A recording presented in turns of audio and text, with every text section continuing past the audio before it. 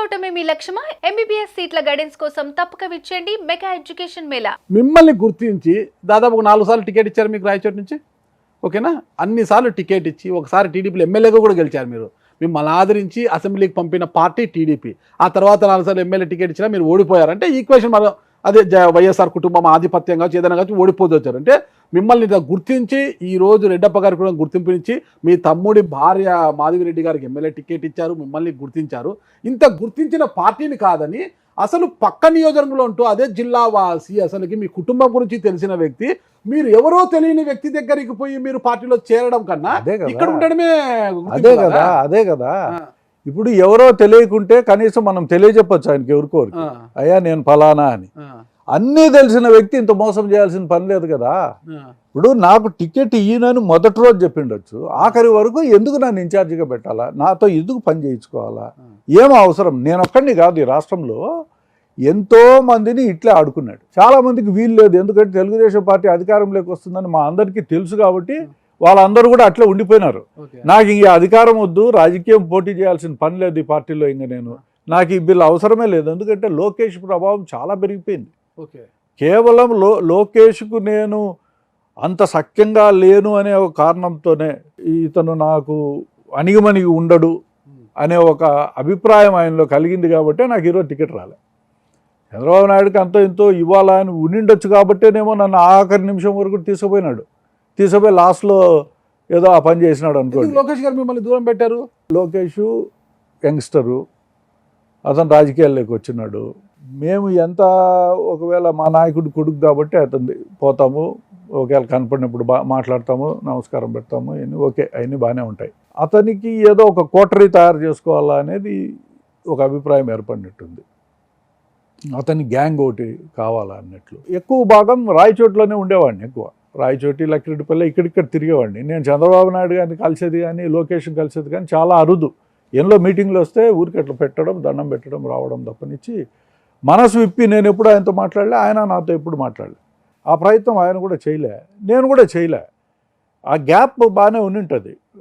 దానివల్ల ఏమి ఇతను మనతో వచ్చి మాట్లాడు కదా, ఎందుకు మనం ఇతన్ని ప్యాంపర్ చేయాలనో లేకుంటే ఎంకరేజ్ చేయాలనో ఏదో ఆయనకున్న అభిప్రాయాలు ఆయనకు ఉండిండొచ్చు. లోకేష్ గారు కోటరీలో కావచ్చు, ఆయన గ్యాంగులో కావచ్చు, స్వయాన మీ సోదరుడు శ్రీనివాస్ రెడ్డి గారు అందరూ ముద్దుగా పిలుచుకునే వాసన్న సభ్యుడే కదా. ఇప్పుడు ఆయన సభ్యుడైతే ఆయన నాకు వచ్చి చెప్పాల్సిందేం లేదు కదా, ఆయన నాకేం చెప్పడు కదా. నాకు అన్న తరపున తమ్ముడే ఉంటాడు కదా అక్కడ. ఇప్పుడు ఒకటి గుర్తుపెట్టుకోండి, శ్రీనివాస్ రెడ్డికి నాకు రాజకీయంగా ఎలాంటి సంబంధాలు లేవు. మేము ఒకటే పార్టీలో ఉండం, కుటుంబ పరంగా కూడా మాకు ఎలాంటి సంబంధాలు లేవు. అతను ఆ పార్టీలో ఉన్నాడు, నేను ఆ పార్టీలో ఉన్నా. కుటుంబ పరంగా కూడా ఎలాంటి సంబంధాలు, ఆయన తమ్ముడు అంతే అంతే అంతే. మాకెలాంటి నేను ఆయనతో మాట్లాడుకుని ఏళ్ళు అయితే అంటుంది, పెద్దగా మాట్లాడేవాడిని కూడా యాంగిల్ నాకు తెలియలేండి. మేము ఎప్పుడు మాట్లాడుకోం. మాట్లాడుకుంటే చిచ్చి ఏ తగరాలు లేవు మాకు. నేను ఏ తగరాలు పెట్టుకోవాల్సినంత పని లేదు. ఇద్దరు సౌమ్యులే, అన్నదమ్ములు ఇద్దరు సౌమ్యులే ఉండొచ్చు. రాజకీయంగా నాకు కొన్ని నచ్చవు కాబట్టి నేను వ్యవహారం చూసి నేను కొంచెం ఏం నచ్చాలి మీ తమ్ముళ్ళో మీకు? కొన్ని ఎన్ని బయటికి ఇప్పుడు టీవీ ముందర చెప్పాల్సిన పని ఉందా? ఇవన్నీ మాకెన్నో ఉంటాయి. ఒకటి కేటగారికల్గా మాకు సంబంధాలు లేవు అంతే. చంద్రబాబు నాయుడుకు ఆయన నా మీద సిఫార్సు చేయాల్సిన పని లేదు, నేను ఈయన దగ్గరికి పోయి నా మీద సిఫార్సు చేసి నాకు టికెట్ ఇప్పించు అని అడుక్కోవాల్సిన పని నాకు లేదు. అంటే మీరెందుకు అడుగు, మీరు కదా పార్టీలో సీనియారిటీలు ఏముండే ఆ పార్టీలో. పెమ్మసాని చంద్రశేఖర్ ఎవరు, ఎక్కడి నుంచి వచ్చినాడు? 30,000 కోట్ల రూపాయలు ఆయన నెట్వర్క్ చూపిస్తానే ఆయనకు టికెట్, ఆయన దగ్గర 800 కోట్లు డబ్బు తీసుకోవడము, కేంద్ర మంత్రి ఇంత డబ్బు తీసుకోవడం. మీరు ఇవ్వాల్సింది మీకేం తక్కువ? మీరు నాకు డబ్బులు ఇచ్చే అలవాటు లేదు. ఓకే, నేను డబ్బులు ఇచ్చి టికెట్ కొనుక్కోవాల్సిన పరిస్థితి వస్తే అందరికంటే ముందు నాకే టికెట్ ఇస్తారు.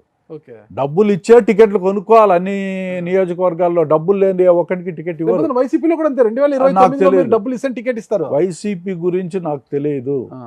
ఇప్పుడు మీరు అన్నారు నా బొమ్మను చూసి ఓటేస్తారు, నన్ను చూసి ఓటేస్తారు, నేను కుక్కను నిలబెట్టినా ఓటేస్తారు, ఇది అహం పెరిగిపోయింది అనేసి.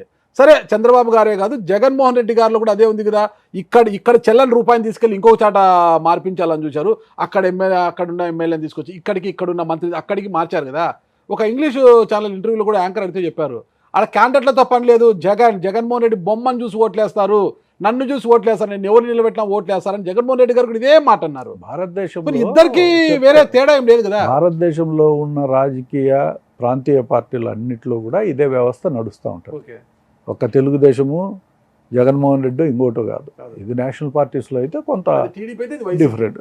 రెండు ఒకటిగానే ఉంటాయి. ఓకే. ఎందుకంటే నాయకుడు ఇష్ట ప్రకారమే రాజకీయం జరుగుతుంది, లేకుంటే ఆ పార్టీ కానీ నడుస్తుంది. ఇలాంటి రాజకీయాల్లో రమేష్ రెడ్డి గారు మనుగడ సాగించలేరు. ఎందుకంటే నా ఇంటర్వ్యూలో ఉన్నారు, ఒకవేళ మీకు టికెట్ రాకపోతే అంటే వచ్చేది నాకే, ఒకవేళ రాకపోతే రాజకీయాలు వదులుకుంటాను అయిపోయి. అన్నారు. అయిపోయి. అలా అన్న వ్యక్తి మీకు టికెట్ రాలేదు, రాజకీయాలు వదులుకొని హ్యాపీగా ఉండాల్సింది పోయి ఎందుకు కండువా మార్చుకున్నారు?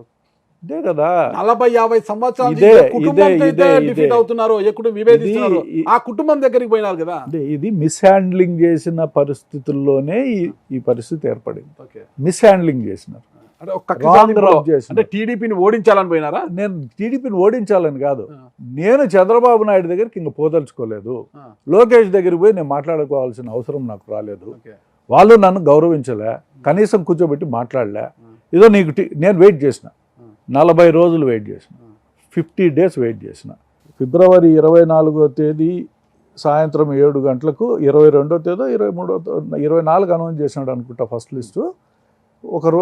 ఒక రోజు ముందు నాకు అంటే 23 రాత్రి నాకు ఫోన్ చేసి ఈ మాట చెప్పినాడు, నీకు ఇవ్వడం లేదు అని.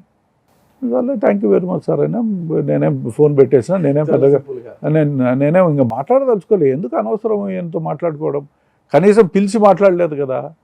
పిలిచి మాట్లాడి ఇది కూడా లేదా, ఈయన దగ్గర ఇంగిత జ్ఞానం కూడా లేదా. ఇంత పెద్ద మనిషి 3 సార్లు ముఖ్యమంత్రి అయినాడు, నేను విజనరీ అంటాడు, ఇంకోటి అంటాడు. కనీసం మనిషిని గౌరవించేదానికి కూడా ఇతనికి లేదా. నన్ను ఎందుకు పెట్టాలా ఇన్ఛార్జిగా, నా దగ్గర ఎందుకు పని చేయించుకోవాలా? ఏ రోజు సైకిల్కు ఓటైన వ్యక్తిని తీసుకొచ్చి ఈరోజు టికెట్ ఇస్తా అని చెప్తున్నాడే. అతని జీవితంలో సైకిల్కి ఓటేలా రాంప్రసాద్ రెడ్డి. కానీ జెండా పాతాడు కదా. జెండా పార్తాడు. గడికోట కుటుంబం, రెడ్డప్ప గారి కుటుంబం కలిసినా కూడా 156 మంది గెలిస్తే 164 మంది ఇప్పుడు గెలిచింది. 135 సాల్దా, మా వాళ్ళు కాదు, తెలుగుదేశం టీడీపీ 135 మంది గెలిస్తే ఇంకో బోర్డింగ్ గెలిచేది పెద్ద కథేం కాదు అది. సుమన్ టీవీలో మీ పర్సనల్ అండ్ బిజినెస్ ప్రమోషన్స్ కోసం కింది నెంబర్కి కాంటాక్ట్ చేయండి.